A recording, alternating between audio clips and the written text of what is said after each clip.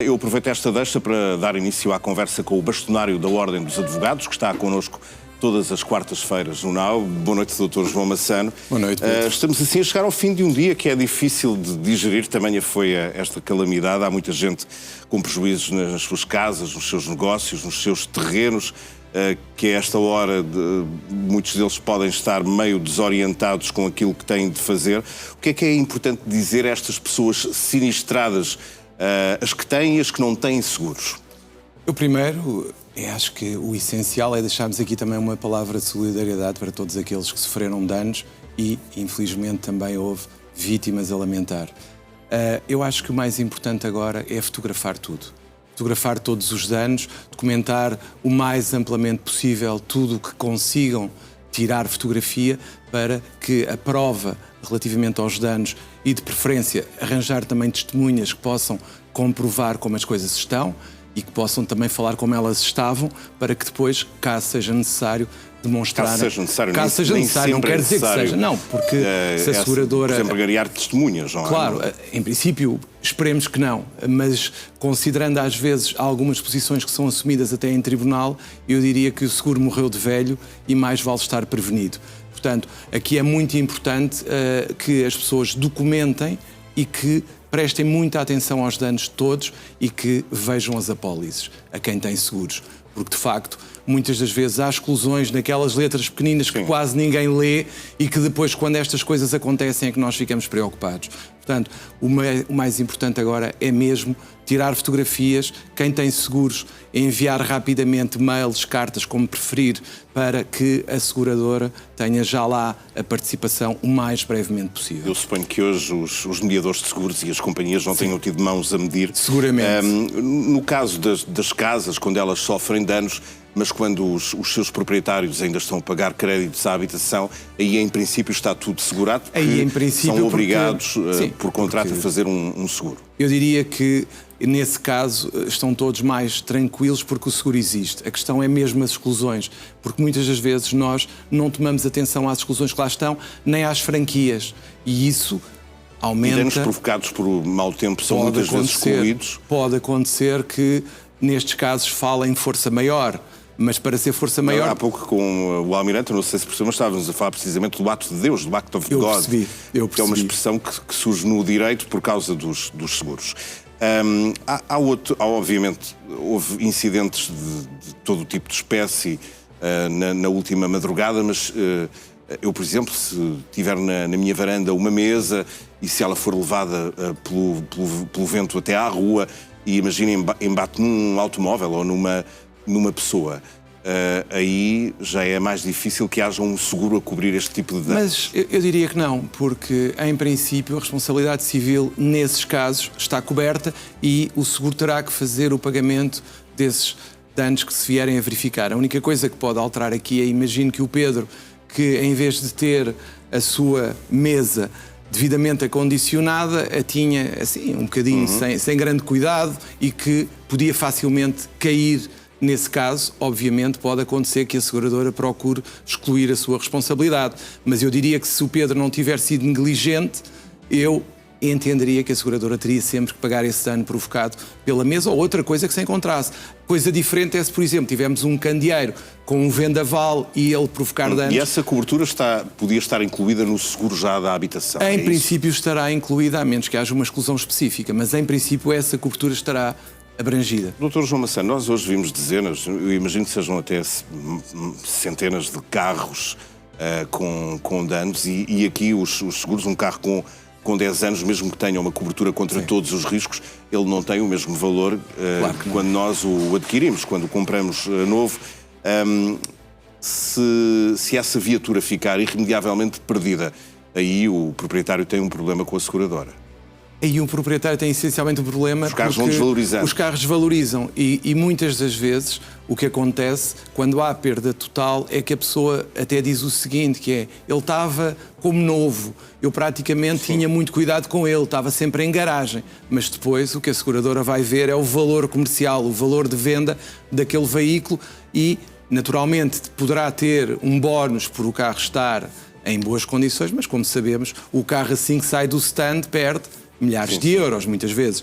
E, portanto, a questão aqui é que as pessoas acham que vão conseguir comprar um carro similar àqueles que acabaram de perder, mas para o fazer, normalmente terão que colocar algum dinheiro, porque o seguro vai sempre pagar abaixo do que custará comprar outro carro igual. Depois há outra questão, cai um poste de eletricidade em cima do meu carro, cai a árvore do vizinho em cima da viatura, e aí a questão pode ser ainda mais complicada, porque seja empresa, seja proprietários, a culpa pode não estar ali logo a ser, no fundo, declarada por cada uma destas pessoas. Aí eu é que iria para o Act of God, quase, como falou há pouco, porque aí nós temos que verificar primeiro, porque imagine que esse poste tinha manutenção deficiente, que tinham falhado as manutenções periódicas. Já era uma situação que, apesar do temporal, da responsabilidade da empresa, poderia ainda cair em cima da empresa proprietária, porque depois a empresa proprietária do poste elétrico é que vai ter que demonstrar que tudo estava feito de acordo com o que era obrigatório fazer. As manutenções, as inspeções periódicas, etc., tem que ser tudo documentado para poder excluir a responsabilidade da empresa.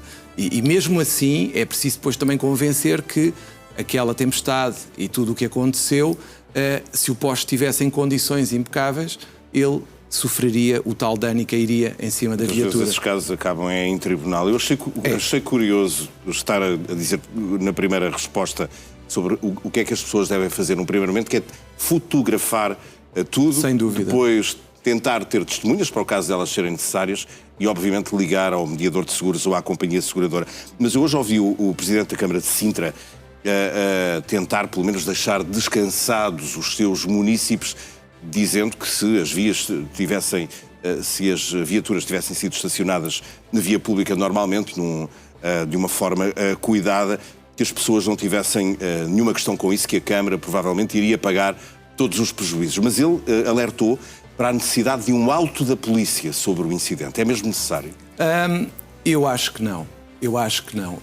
A questão é se esse auto de polícia... Esse auto podia servir como um comprovativo. Claro, mas repare, esse auto da polícia, a única coisa que vai fazer é termos um documento autêntico de alguém que não viu o dano quando se realizou, que não viu o acidente, que não viu o que aconteceu, mas que chega lá e faz o quê? Faz o mesmo que um telemóvel. Porque muitas das vezes, e isso é uma coisa que algumas câmaras municipais fazem, por exemplo, se o Pedro for numa estrada e de repente está lá um buraco que não era suposto estar e furar um pneu, há câmaras que dizem que só pagam se lhes for apresentado o tal auto da polícia. Mas não é assim, porque se chegar a tribunal e demonstrar, porque tem uma testemunha, porque tirou fotografias, porque consegue inequivocamente demonstrar que aquilo aconteceu por causa daquele buraco, seja quem for, tem que pagar. Portanto, o que se passa é que muitas câmaras, até para dissuadir as pessoas de reclamarem, dizem, não, se não tiver auto-polícia, eu não vou fazer o pagamento, mas não é obrigatório. Se me pergunta se é preferível para mim, se estiver em tribunal, ter um auto da polícia, eu acho que sim, mas não é, diria, se ele não existir, não significa que as pessoas não tenham direito a essa reparação. O importante é também as próprias companhias de seguros, nesta altura, e as entidades que se prontificam a pagar prejuízos, que agilizem também o dinheiro para estas pessoas. E há outra coisa que, naturalmente, desculpe, que é, se as pessoas tiverem dúvidas, nada como falar com um advogado para interpretar as cláusulas. Não confiem excessivamente no que a seguradora vos disser, que é o sentido da cláusula. Pode ser muito útil esse aconselhamento jurídico. Vamos falar do debate de ontem, das presidenciais. Sim. Pouco se falou de justiça. Apenas tem essa ideia da nomeação do Procurador-Geral da República. O candidato André Ventura considera que este devia ser escolhido pelos seus pares. Também acha isso ou não? Eu tenho dúvidas sobre isso, tenho muitas dúvidas. Em primeiro lugar, eu fico sempre decepcionado em qualquer debate político. Considera que se fala pouco de justiça? Aliás, ou se fala de corrupção, porque tem que se prender não sei quem, ou tem que se fazer alguma coisa, aumentar as penas, ou então não se fala de nada. E isto é triste, porque quem trabalha na justiça começa a pensar se isto interessa às pessoas ou se é uma coisa que só nos interessa a nós. Mas no caso do debate e no caso do Procurador-Geral da República, o que eu acho que era importante e que nós ainda não tivemos até hoje era perceber o critério que leva à escolha de uma pessoa. Porque eu concordo que, neste caso, até porque é algo que é indicado pelo Governo e depois é o Presidente que tem a palavra final. O que eu gostava era de saber porque é que se escolhe o A e não se escolhe o B. Qual é a orientação política que está por trás disso? Isso devia ser explicado. Isso deveria ser explicado e muitas vezes minuciosa. não é. O que é que gostaria de facto de ter visto abordado no debate de ontem em termos de justiça? O que eu gostaria de ver abordado, e não vou entrar na questão de saber se é do Poder Legislativo e Executivo ou do Presidente, era uma preocupação com aquela justiça das pessoas. Ou seja, os casos, os processos de família, os problemas que existem com a regulação das responsabilidades parentais, como é que podemos melhorar a vida das pessoas e tornar a sua relação com os tribunais mais amigável para que as pessoas não digam eu espero não voltar aqui, que é o que me dizem muitas vezes. Eu espero não a encontrar nestas circunstâncias, quase como se fossem um funeral. E isto às vezes eu ouço muito nos clientes, porque aquela ideia que existe que a justiça os trata mal, e eu gostava que houvesse uma preocupação em tornar os tribunais mais amigáveis e muito especialmente a tratar melhor as crianças e as famílias. Eu nunca ouvi esse tema na política, nem sequer nos programas eleitorais dos partidos, mas fica essa sugestão. Para fechar, e a propósito do tema que trouxe a semana passada, a proposta da Ordem para que seja constituída uma espécie de task force de advogados oficiosos que já sejam conhecedores dos mega processos, em que ponto é que isso está? Porque ontem o Ministério fez saber que não está sequer a participar na elaboração de uma medida deste género. O que o Ministério disse foi que não havia uma proposta. Efetivamente, não existe uma proposta porque eu tenho tentado, em contactos informais com o Ministério, ter uma proposta que naturalmente sirva o interesse que eu acho que deve ser no fundo, aqui, que seja a partida negociada e que haja uma articulação. Porque, repare, é que nós temos que perceber uma coisa. Como há bocado falávamos no que custa ou não ter um advogado, o que eu lhe pergunto é, eu quero ter um processo mediático que provoca danos à justiça, como temos visto, ou quero tentar encontrar uma solução para a própria justiça, que é isso que eu quero. Eu, enquanto bastonário e o Conselho Geral, o que queremos é só encontrar uma solução que ajude a justiça a chegar ao fim. Ou seja, eu não quero que o processo acabe por prescrição, eu quero que os processos acabem por uma sentença. Seja condenação... A Ministra está disponível para aceitar esta proposta dos advogados? Eu creio que não há razões para não estar e nós estamos totalmente abertos para, caso não se entenda que esta é a melhor solução, estou perfeitamente disponível para encontrar outra. O que eu acho é que não podemos assistir impávidos e serenos, porque eu falei com a minha colega que me disse, a minha colega está numa situação muito delicada, a minha colega que está neste momento a defender o engenheiro Sócrates, porque ela... A advogada Ana Velho, que foi nomeada pelo Tribunal. Ela está numa situação muito delicada, porque ela provavelmente, quando puder sair do processo, ela vai sair, porque não tem nenhum incentivo para lá continuar.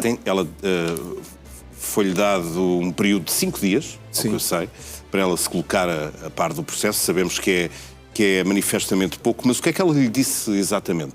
E para o que é que serviu esta conversa? A conversa, no fundo, foi para transmitir a minha solidariedade e do Conselho Geral com ela, porque entendemos que a forma como ela tem sido tratada, quer na praça pública, desvalorizando o seu trabalho e, em geral, desvalorizando aqueles que trabalham no acesso ao direito, no tal apoio judiciário, e disse-lhe que a Ordem está ao lado dela e que, precisamente, e é isto uma coisa que é importante explicar, é quando nós queremos criar a Task Force, é para impedir que os colegas sejam nomeados desta forma e depois chegam ali e fazem uma figura que, infelizmente, não é a melhor para todos, porque eles não têm tempo, chegando e sendo chamados de uma sala e em 5 minutos tendo que estar ali rapidamente, eles não têm tempo para fazer uma defesa efetiva. E nós sabemos perfeitamente que este não é um processo normal e a Justiça tem que encontrar uma solução para ele. O senhor disse na última semana que a Ordem também ia contestar a hipótese dos advogados serem multados quando são considerados culpados de atrasarem os processos. Acha que o Parlamento se vai mostrar compreensivo com os advogados em relação a esta proposta ou não? Eu espero que sim, até porque hoje tivemos conhecimento. Aliás, eu ontem falei com o Sr. Presidente da Assembleia da República e ele concordou com os argumentos, porque foi um dos temas que eu falei com ele, foi a questão das multas e o que ela significa em termos de exercício da advocacia. E ele, ainda hoje, foi divulgado o que ele escreveu e que foi a mensagem que ele enviou à Assembleia da República. Ele entende que as multas são uma limitação inadmissível do exercício da advocacia que vai acabar por limitar a sua liberdade. E isso é um apoio de peso e que naturalmente nos deixa satisfeitos, porque entendemos que de facto não é este o caminho. O caminho não é multar os advogados, o caminho é encontrar soluções como aquela que nós apontámos para ultrapassar os problemas e as peripécias que vamos assistindo. Sr. Bastonário, muito obrigado. Muito obrigado, eu, Pedro. Obrigado, e imagino que haja muita gente também lá em casa a agradecer-lhe nesta altura, sobretudo, os conselhos úteis no início para quem sofreu prejuízos com a tempestade Christine e esteja agora à procura das soluções ideais para que a vida siga em frente. Muito obrigado, boa noite, Muito obrigado, até para a Pedro. semana. Até para a semana.